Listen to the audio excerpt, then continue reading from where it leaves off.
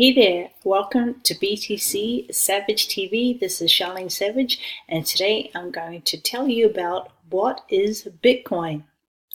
The birth of Bitcoin came about on October 31st, 2008, where a man by the name called Satoshi Nakamoto published a white paper on Bitcoin. The first transaction, which is known as the Genesis block or the Genesis transaction, was January the 3rd, 2009.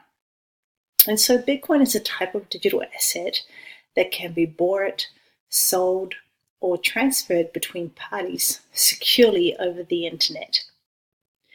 Bitcoin serves as a digital currency, and you can use it to buy goods and services and to make payments.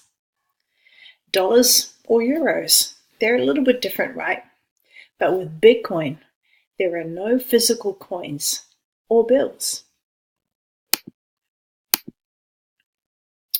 And so, look, you don't need to use a bank or a credit card or a clearinghouse, and it can be sent to another party directly over the internet almost instantly.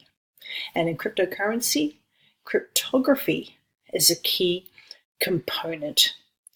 So the four components of Bitcoin are 1. Software, 2. Cryptography, 3. Hardware, and 4. Gaming theory.